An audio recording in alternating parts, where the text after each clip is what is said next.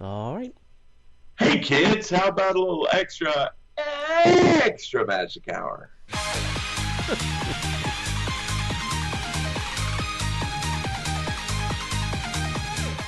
Ladies and gentlemen, boys and girls, welcome to the Extra Magic Hour podcast with your hosts, Tony Casanova and Parkhopper John. Yeah, come on. What's going on, kids? D23 this weekend. Doot, doot, doot, doot. We have news. If you didn't check out our Extra Magic Hour show, we broke down all the parks and resorts announcements except for Epcot. Then you need to go back and check that out because all this show, nothing but Epcot, kids. Epcot forever. See what I did there? Yeah. Epcot forever. Yeah. I have got some opinions. Oh, yeah. I have some Some thoughts. Some of them are great. Some of them are really stinky. Yeah. When we get to the one, I literally almost wrecked the car. Yeah. When it came through. I was so flabbergasted by it. So, Right. So here's forever, the one thing that somebody was telling me that is a Universal fan. You know, Universal just a couple weeks ago made the announcement for their. They're calling it a third park or fourth park or whatever it is. It's really a third park because the other one's a water park. Anyway, it's called, what's it called? Epic. It was supposed to be called Epic Worlds, but they apparently did some theme park espionage and found out that Epcot was changing their lands in Epcot to Worlds. And rather than calling it Epic Worlds, they just called it Epic and cut the world off because Disney was using the word world in their neighborhood planning. Yeah, I would think that it would be better for them to not use the word world At all. at all, Yeah. at any level. Yeah. Because, right down the street is Walt Disney World. World. So, Yeah. and even if they drop the Walt, it would still be Disney World. And that Right. they're already, it's so confusing. I had more people in my Uber trying to figure out the difference between Hollywood Studios Mm. and Universal Orlando. Yeah. It's just that just could never get it right. Yeah. So there's some issues there. So Right.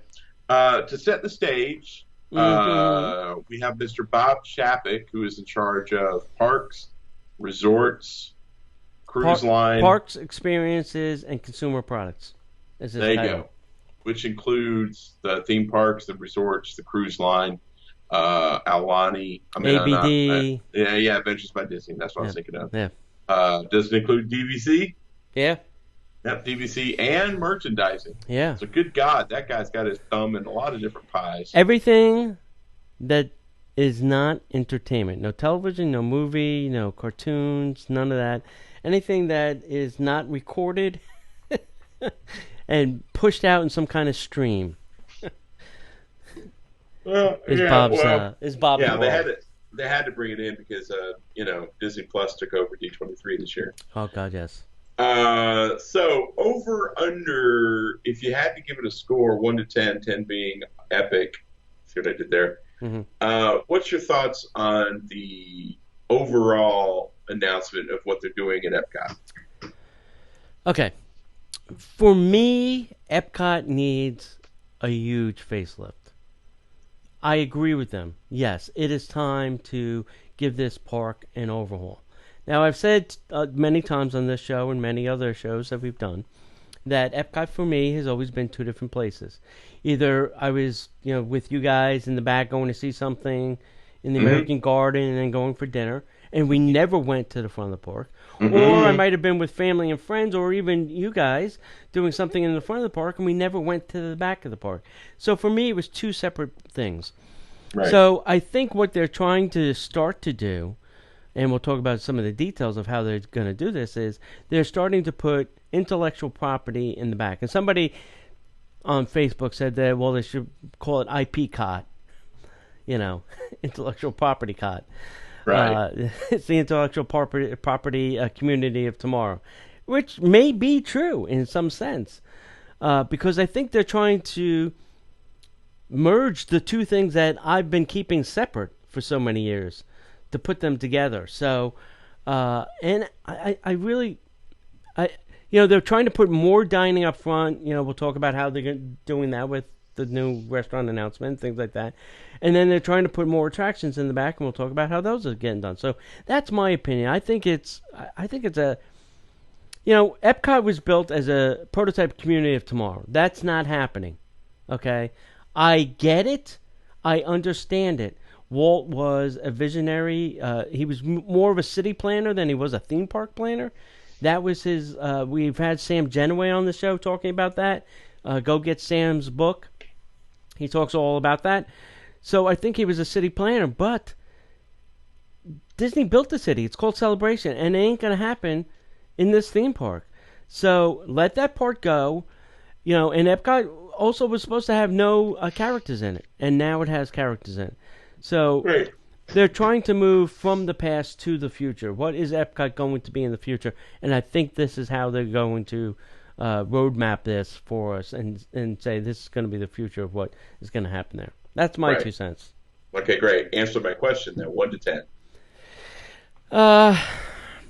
I'm going to give it a good 8. I have to see everything and the Yeah. details, but the plan sounds like, to me, a solid 8. Yeah. It sounds like a good foundation, but we don't know what we don't know.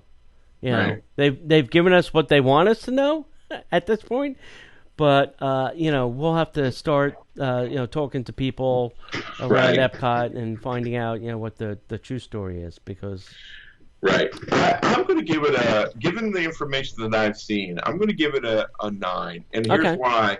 Here's why I'm a little bit higher than you. okay. I agree with everything that you said 190%. Because the problem with Epcot is how Epcot was built. Hmm. We had the experimental prototype community of tomorrow. Then we had this idea of a park that was all about different world countries. Hmm. And then I can't remember who did it, but Marty Marty Sklar said, F this noise, and pushed them together and said, bippity boppity boo, now Yeah. go make this come true. Right. And that's what it was, and that's what it always felt like. Yeah. And the reason that I think they're having to change is Mhm. because nobody in 1979, Yeah. 80, 81 imagined that technology would be moving so incredibly fast. Yeah. Because Epcot with Future World East and West Mhm. was always supposed to be the latest and greatest technology. Yes. Well, brother, when you've got the latest and greatest technology coming out every couple of months, Yeah. you can't update your experiences that fast. No. So I think what they're doing is making some sense out of it. Is it going to screw the park up for a couple of years? Absolutely. Yeah. But At least 2 years. Yeah. yeah, Maybe more. what I believe is the new neighborhoods, the new worlds that they're building, Hmm. I think are going to make better use of the park, and overall, I think it's going to make the Epcot experience even more suitable. Yep. Will they change the name? Hmm. Maybe they might have to, but nobody's calling it the experimental prototype community of tomorrow. They're just calling it Epcot. Yeah. You know, and I'm okay with them keeping that name, Yeah. just running with it, because I think what's coming in here is going to be pretty astounding. Right. And I bet if If you were to they make ask, it happen. yeah, I bet if you would ask most people that go there now Mhm. what Epcot stands for, I bet you'll get a blank stare. Right. I bet it's very few. I think most tourists from outside this country really do not know what Epcot stands for. They know that it stands for drinking around the world. Yeah. Or That's about it. polyester costumes of torture. That's right. Or every parent carries out a toddler. Yeah. All right. So let's jump into. Why don't you do all of World Showcase? We'll just do the different worlds. All right. So World Showcase. World Showcase will welcome the first attraction inspired by Mary Poppins. Mary Poppins. So this, we believe, is going to happen in that back area, where the band plays and all that. Yeah. You will actually go on Cherry Tree Lane, which will join the United Kingdom Pavilion, an entirely new neighborhood. You're actually going to go past, what's his name? I can't remember. Captain, with the cannon on the roof.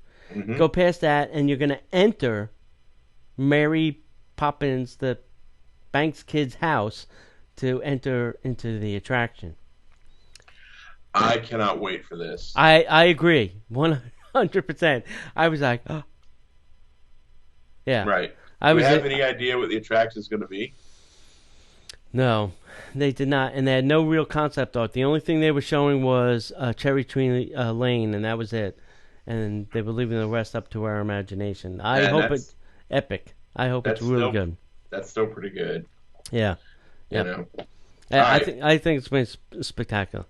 And then following the limited time run of Epcot Forever, which is ending before it even starts, the new nighttime spectacular, you ready?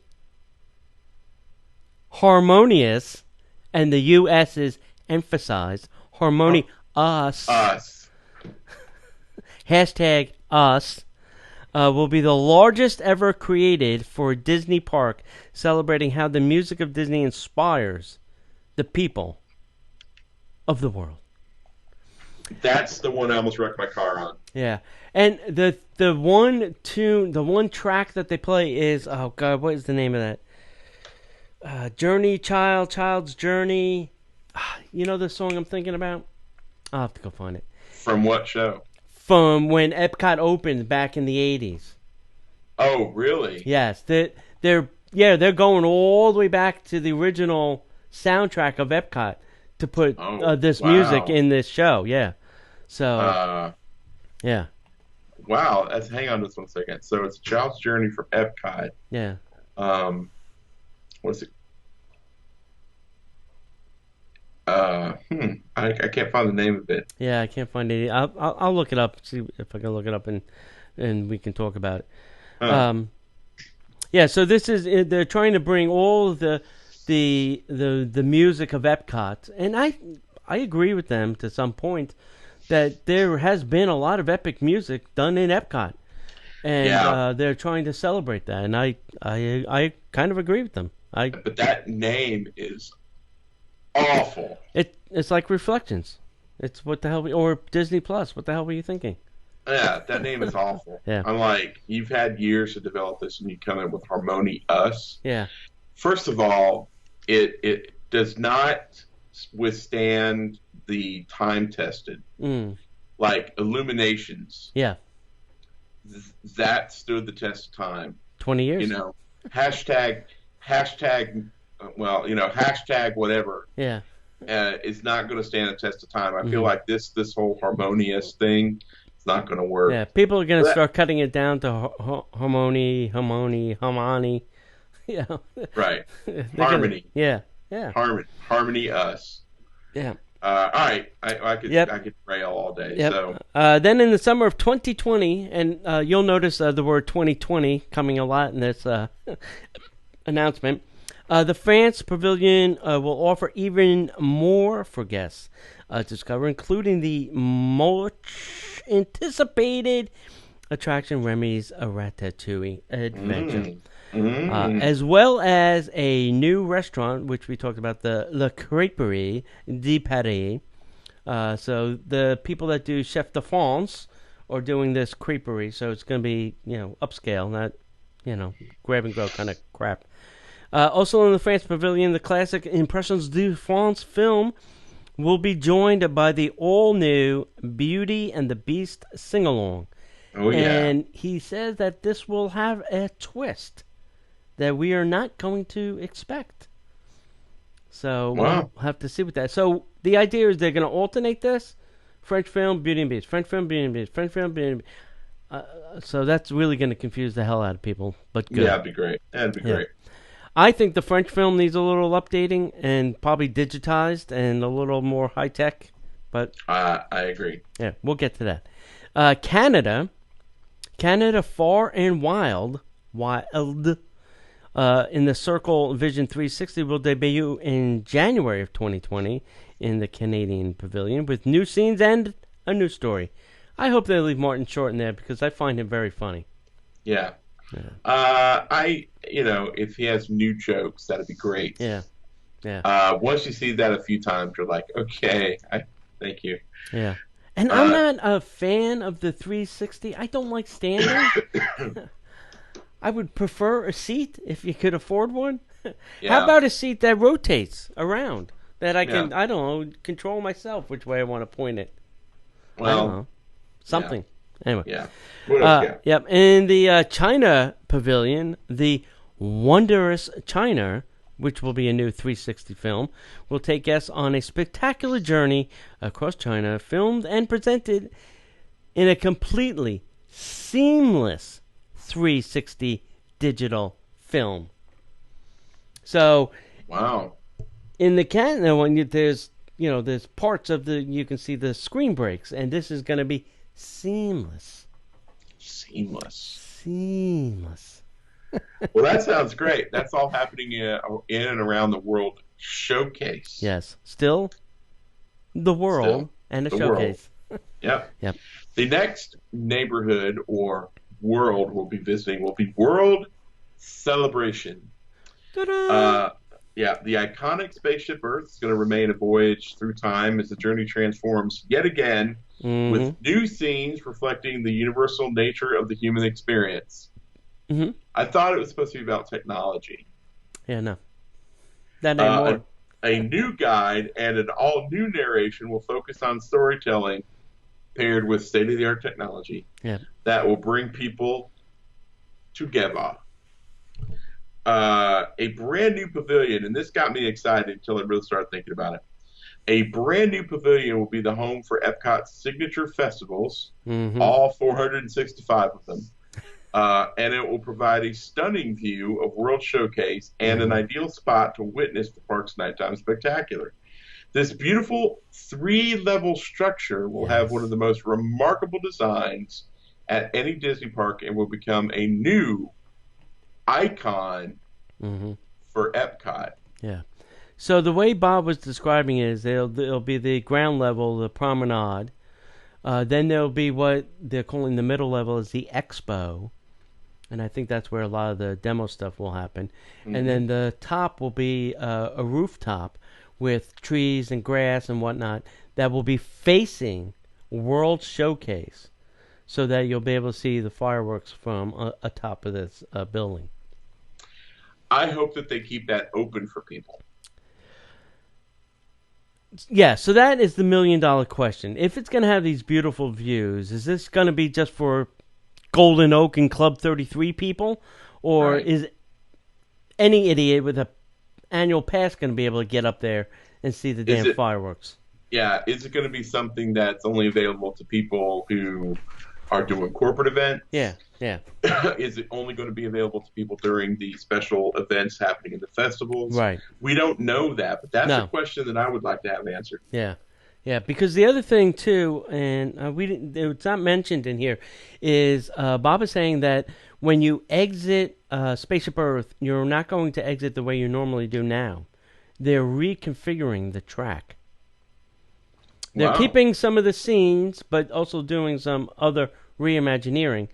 And then if you look at the back where the pin trading area is, if you look at the back of Spaceship Earth, there's a lounge there. That was the Siemens Lounge, and Siemens is out, gone. The illumination be done. Out you go, Mr. Siemens. That is going to be a viewing area also to see the nighttime spectacular from that area. When you exit, you'll be able to go to the outdoor area of that and view the fireworks from that area. That'd be amazing. Yeah, that would be great. But I still believe that they should be projecting a show on on every side of Spaceship Earth. It should be a show. I agree. Totally agree. Anyway, go ahead. And then finally, World Celebration will feature breathtaking views at a place called Dreamer's Point, featuring lush gardens, a wishing tree, an interactive new fountain, and, believe it or not, a statue celebrating the legacy of the original dreamer, Walt Disney, who now will have very little to do with how this park came to be. Well, you'll have a view of what it's not. Yeah, that's kind of what I was thinking. So people have been asking me, where do I think this is going to go? I think this is going to go where the big fountain is now, the Fountains of Nations, I think it's called. I think it's going to go there. I think that area is going to be turned into, what they call it, Lush Gardens, Wishing Tree, and an interactive new fountain. And Walt would be looking out on Epcot. Yeah. That's my guess. That's where it's going to go. Yeah.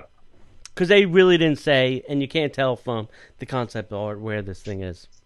Right. The next neighborhood is now the World Nature. And this would be, if you're facing World Showcase, it'd be World Nature will be on the right-hand side. So, seas, land, obviously, nature. Okay? Journey of Water, and inspired by Moana, will be a lush exploration trail where guests can meet and play with magical living water. Now, I believe this is going to be the dancing water fountains over by Imagination. Is going to be dismantled and turned into this. Probably. Some such craziness. Yeah. Now, you have to also remember that area just north of the Imagination Pavilion is under construction right now. Right.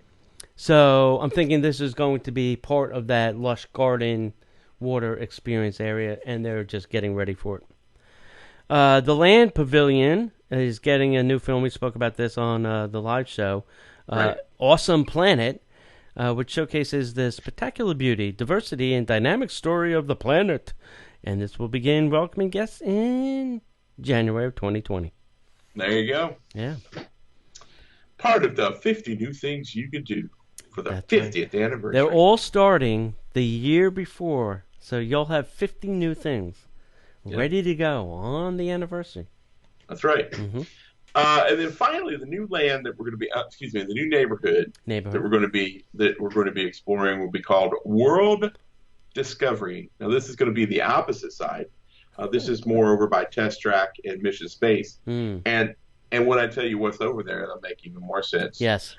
We've all been talking about this. I'm waiting with bated breath for the daring new adventure featuring the first reverse launch roller coaster. Yep.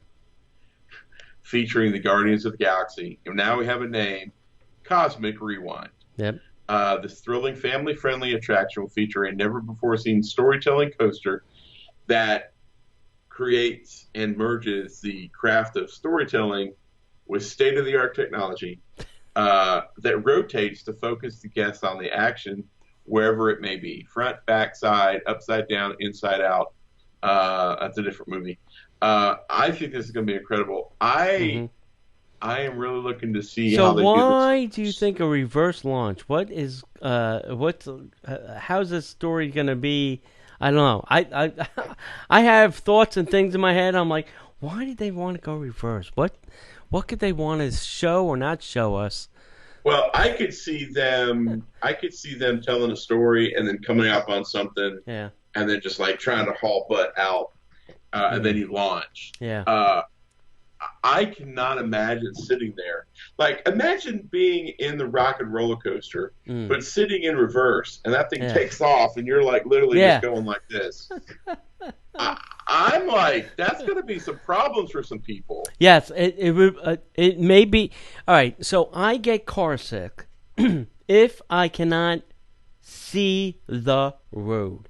Like if I'm sitting in the back seat or the middle seat or whatever, and I can't see the road, I get car sick.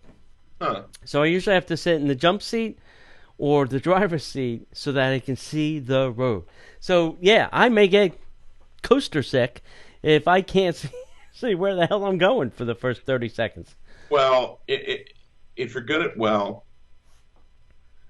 I mean, you've ridden Dark Rides before. Yeah. Yeah.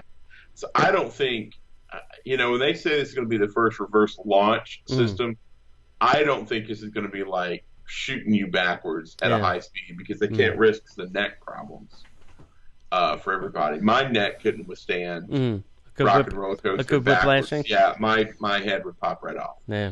But I'm excited to see how it works out. Yeah. We'll see. Yeah. Mhm. Next up, the Wait, off. have you seen the color scheme? They started painting the building. Yeah, and then they had one of the sides has a big red circle inside of a red circle, Yeah. and so I was calling it the first Target store on property. Hey, Target's inside. Target's now inside Disney. It's only fair, right? Hey, it's in the Guardians of the Galaxy. Go. That's right. That's right. Brought to you by Target. Next up is the off the line expansion of Mission Space Pavilion with the new restaurant called Space 220. Space 220. Space 220. How are you going to properly pronounce that? That's going to be opening this winter. Yeah. As an out of this world culinary experience with the celestial panorama of a space station, including the daytime and nighttime views of Earth from 220 miles up. I think that is awesome. I don't know how they got this film. I don't want to know. I don't think. I think, and from what they were saying, is you're going to get in this elevator because it's going to be obviously on the second floor, but you're not going to see anything outside. Mm-mm. It'll all be space, and there'll be spaceships going by and planets going by every 30 seconds. Yeah, yeah. And then you'll get I guess the view during the day and then as the Earth turns to night, and the experience in this elevator I think is going to be interesting as well. So I'm excited for this. I'm hoping the food is good. I don't trust the Patina Group. Well, it's the Patina Group. Yeah. The way that the elevator thing, why is the elevator a big deal? Is because in a lot of the science fiction stories, the space stations are grounded to the planet, but they're linked via a cable that you would ascend up on the cable. And the pictures, the artist rendering made it look like they were going to have this one big, huge cable coming out of the top of this restaurant. Yeah. So I'm like, well, that ought to be really stinking interesting to see how that works. Right. It also kind of reminds me of the hydrolators over in the seas. Exactly. Right? Exactly. Yeah. When I saw that, they made a hydrolator. They just put it on the other side of the park. Yeah, and I didn't like the hydrolator when I was a kid. Watching all the water bubble up around you? I did not like that idea. Oh, God. It's funny with me. I love being inside of that pavilion. I love it. Mm. But I've gotten much, much better about it. But when I was a kid, the first time I went, I was 18. I want to say I was a kid. But probably the first 24 times I was actually in there, I literally had to convince my brain that I would be okay if something happened. Yeah. You know, I have to remind myself, okay, when I'm standing here, I'm on the second or third floor. Right. All the stuff would rush out to where the doors are. Right. There's doors here and here. There's no man-eating sharks. That you know of. I probably wouldn't drown, but it's a that you know of. Yeah, but I mean, that's the kind of stuff that I struggled with for a long time. Mm-hmm. But that being said, I could sit in there for hours, and luckily my wife's the same way. We could literally just be in there for hours. Yep. So, and finally, the Play Pavilion, because we're getting rid of the Festival Center. That's right. Is going to be open for the 50th anniversary of Walt Disney World. It's going to be an interactive metropolis. Guests will discover a city bursting with games, activities, and experience that not only connect them with friends, family, and beloved Disney characters like never before, it'll also be a germophobic nightmare. Yeah, bring Purell and lots of Purell wipes. Yeah, the Play Pavilion brought to you by Purell. I wish they would do that. That would make so much sense. He was talking about there's going to be a Edna play area. Edna Mode. Yeah, where you're gonna, I don't know, rid the world of capes. Yeah, no capes. Yeah, no capes. So it'll be interesting. There was they have some more concept art. Yeah. Yeah. And that's the thing that I love and I hate concept art because it always changes. Yeah. But some of the images I saw from this weekend were really awe-inspiring. I mean, I think I'm in love with the new entrance to Epcot. I haven't even seen it finished yet. Yeah. I have not been there since they've taken the stones out. Mm. So I am very excited about opening that up. I'm excited about the idea of the gardens. I'm excited about the idea of being able to see the fireworks show from different places, much like the railroad station. You don't have to be right on the fireworks to see them anymore, right? Which is a huge problem that Epcot has. Yeah. If you're not at the lake, yeah. you're not going to see them. Yeah. You know, so I'm ecstatic by all this stuff. That's why I gave it a 9 overall, because I'm really excited about the possibility of what's to come. Yeah. Knowing that I'll probably be greatly disappointed, but you know. Yeah. And if you haven't seen the disaster area, entrance called the International Gateway lately. John, there's one little narrow path they've carved from the boat area to this temporary entrance. Wow. Because everything west where the Skyliner is going is all construction, and now the whole new entrance area that they're trying to build. And what's I thought was kind of stupid or weird was they built the Skyliner is going to be outside of the security envelope. So everybody getting off of that is going to have to then go through security. Wow. So they're going to have to fix that area, but drastically. So we'll see. We'll see. Right. There's a lot of stuff happening at Epcot. If you're coming down, just be warned. There's a lot of construction walls in weird places. Even around World Showcase, there's stuff all over. Right. So it's not Epcot. It's Epcot Construction. It should stand for like every people's construction on time or something. Right. Right. You know. So. We'll see. We will see. I'm very excited about it. Yeah. So if you're an Epcot fan, I'd be interested to hear what you all think. You know, are you excited for these changes? Are they too little, too late for you? You know, or too much, too late? Yeah. You know, I'd be interested. But I think it's all going to work out. I always think that the entrance with the tombstones congested that whole area. So the fact that they're taking them out and they're going to open up that whole area and just put like a nice little garden up the middle, I think will be nice. I think it could be done without the garden because I think that will even cut the traffic and then make two different things where, you know, most people always go to the right. You know, when I go into one of Disney's theme parks, I always head to the left. Yep. Because everybody's going to the right for whatever reason. So. Right. Yeah, absolutely. All right. Anything else you want to throw in there, my friend? No, I do not. All right. Well, my friends, that's all the announcements for Epcot. What do you think? Leave us a comment in the section below. Let us know your thoughts on this incredible land that they're creating, the Disney neighborhoods, the new worlds that they're building. Yeah. I think it's great. I'm excited about it. I hope it all works out well. But you know, we'll see when it gets here. I'm excited about it. Change is good in this case, I think, because this place needed a real overhaul. If they could only overhaul Tomorrowland, I think Tron's a good start, but you know, Tomorrowland's still kind of a sticky wicket for me. Yeah. Anywho, if we don't see you online, my friends, we will definitely see you in the parks.